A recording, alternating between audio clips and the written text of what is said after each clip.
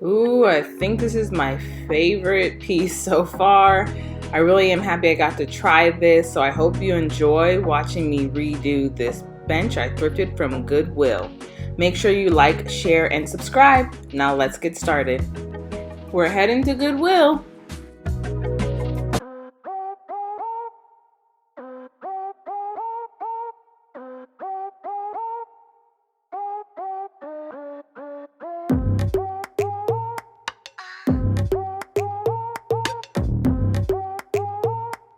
This is the bench I found at Goodwill.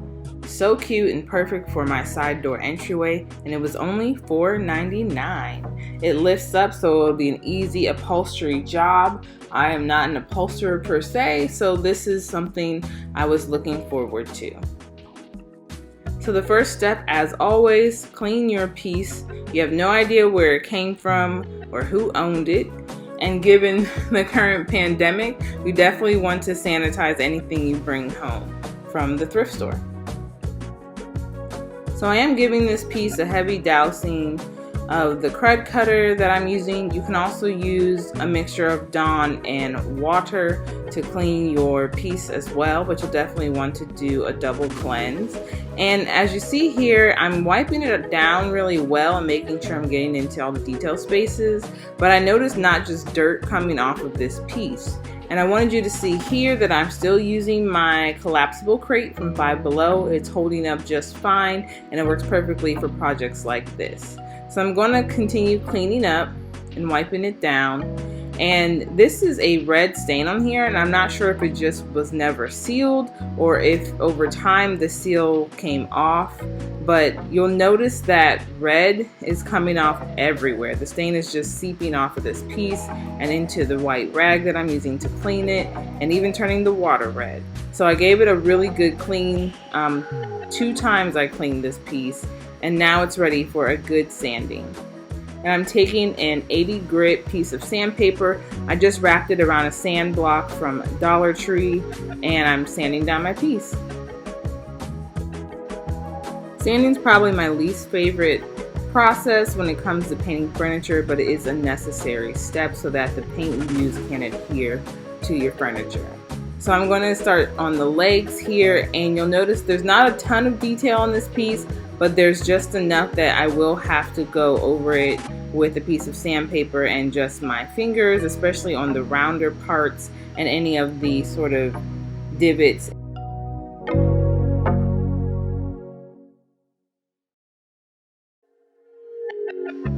The next step is to make sure you get all that dust off. You can use a brush and then go over it with a damp rag. I just like to take a rag and run it over every inch of my piece, and as you see, that stain is still coming off on this bench.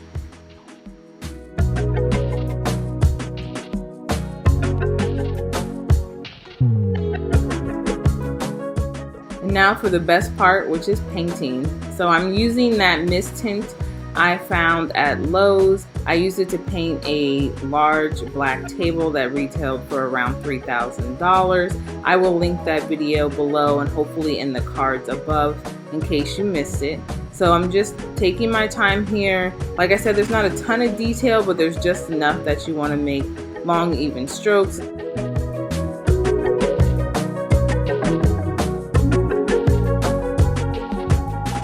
I'm going to say this often, but always just take your time and enjoy the process.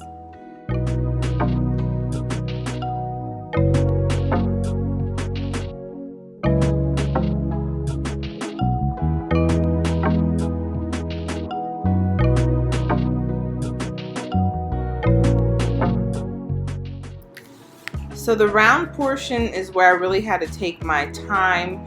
They're a far more detailed part of this piece, so you definitely want to take your time and make sure you're cleaning up any excess paint from your brush. You can definitely use an art brush or a makeup brush if you have a more detailed piece, and I definitely would recommend that.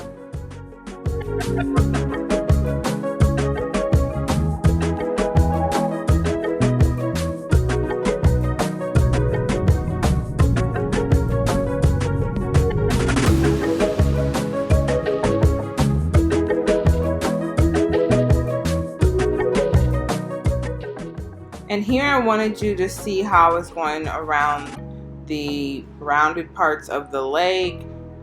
Just taking my brush and gently running it back and forth and making sure, again, to clean up any excess paint.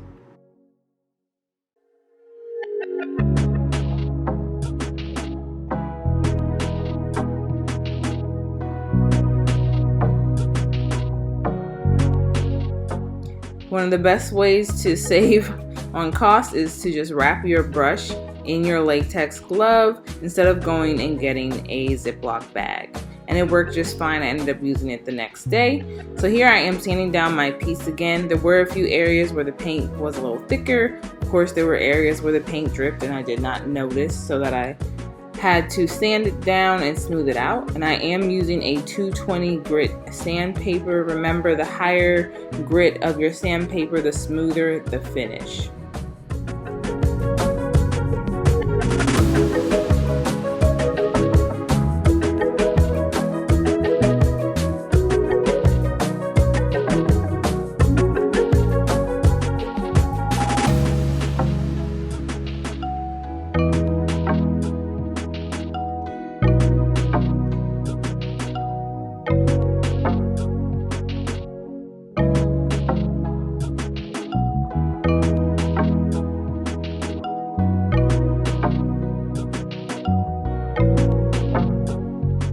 And the sixth step is to paint again. So I'm again going over it. You'll see me smooth out the brush strokes on the curved portions again. And I'm going to brush the legs and the sides as well, just to make sure I get full coverage with this paint.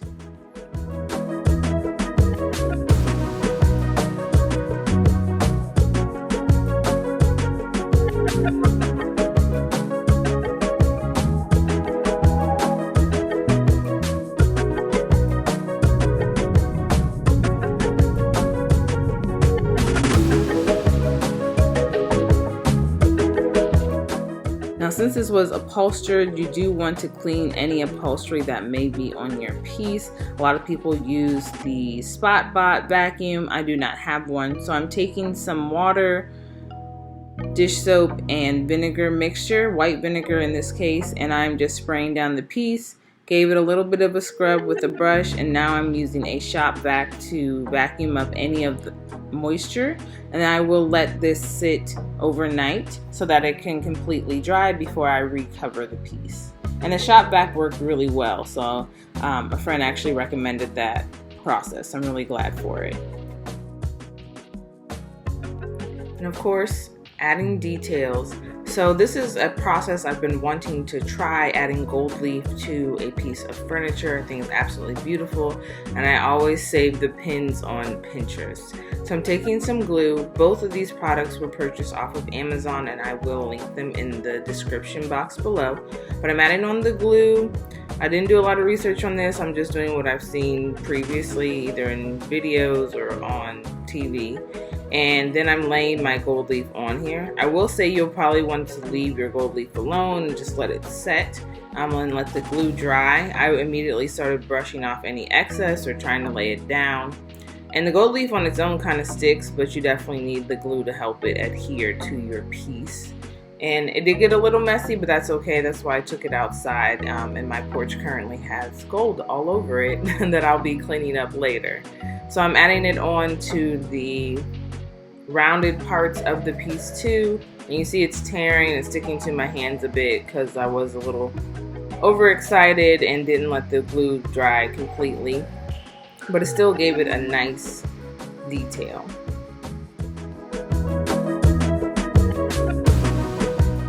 I plan on putting the gold leaf over a fair portion of the bench, but still want the black to show through, and just have sort of an organic pattern. There's no exact process to this on how I want it to look. I don't want it to be completely covered. That's all I know at the moment. So I'm just laying it across again, adding my glue, and then laying the gold leaf on top.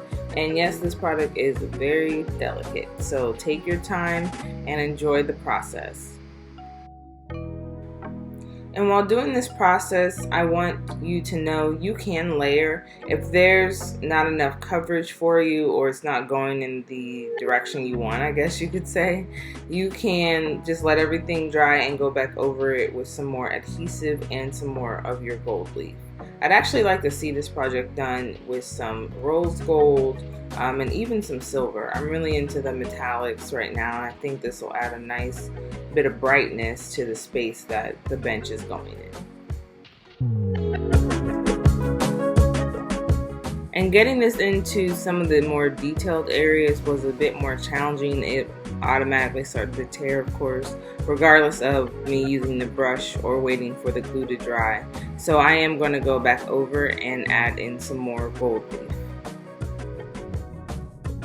So I gave the gold leaf about, I'd say 45 minutes to set and let the adhesive dry, and then I'm going to go back over it with a clean dry brush. This is from the set I showed you earlier that I used to paint this piece from Dollar Tree, and I am just brushing off all the excess and smoothing out the lines. Eventually I even take my finger and kind of rub it all down where I needed to and make sure everything is adhered. You can also take your finger if you know there's too much coverage in a place.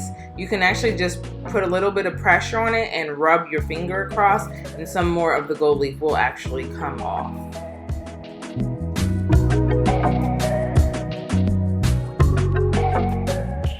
You will notice that as you're brushing, some of the excess gold leaf will try to stick to other areas, and I was fine with that.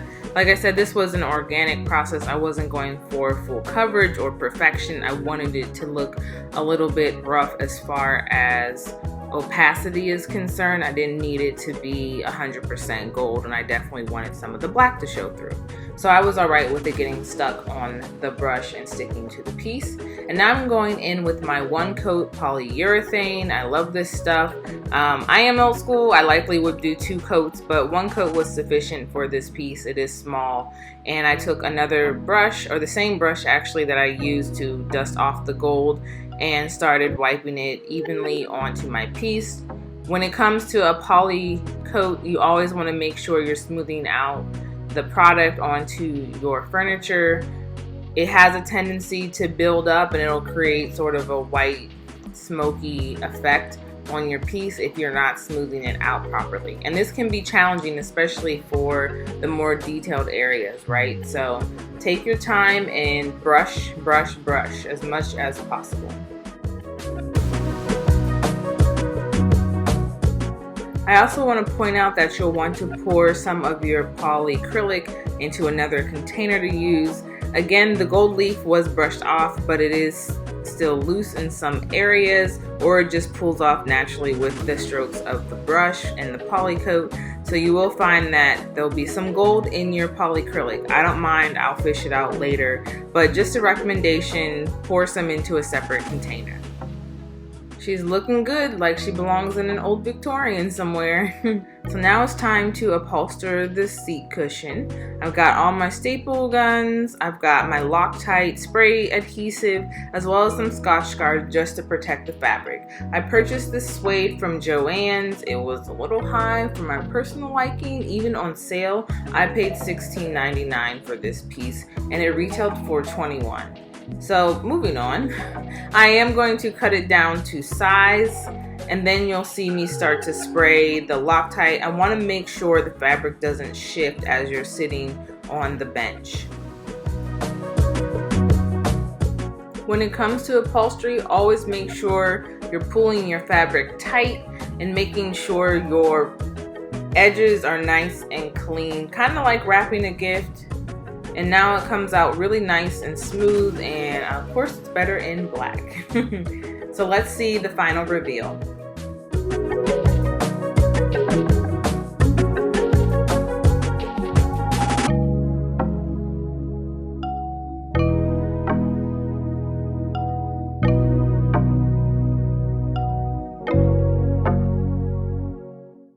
Thank you so much for watching. If you like this video, make sure you hit that thumbs up, and I'll see you in the next one. Bye!